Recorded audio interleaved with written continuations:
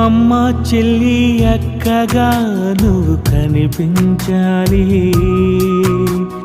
అన్న తమ్ముడని యవనస్తుని చెల్లిగా పిలవాలి, సువార్తకు సహకారిగా నువ్వే ఉండాలి. నిన్నే చూసి నిజమైన సహకారివని అనాలి.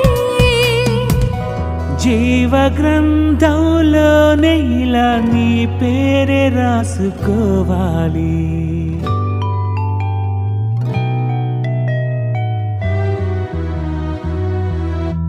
సాటి అయిన సహకారివి నీవని నిన్నే మలిచాడు.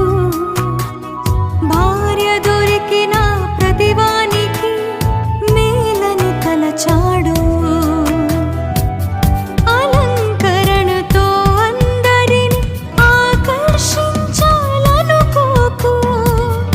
అంతరంగ స్వభావమే చూస్తాడని నువ్వు మరువకు.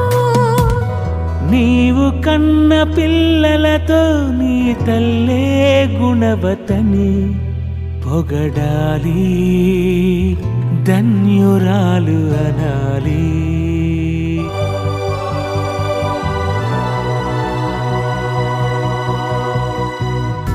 స్త్రీ ముసుగు వేసుకొని సంఘాన్ని గౌరవించాలి, స్త్రీ ముసుగు వేసుకొని దేవునికి ప్రార్థించాలి.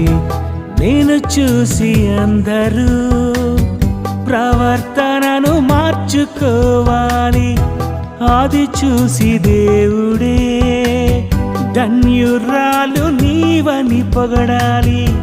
భర్తను మార్చుకునే భార్యవా, భర్తకే భారమవుతున్న దానివా. భర్తను మార్చుకునే భార్యవా,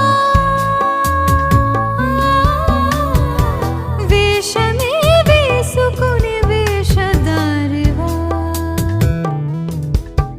నీ శిరస్సునే నీవు యజమాని అని పిలువు, లోబడుటలో నీవు ఆదర్శివై నిలువు.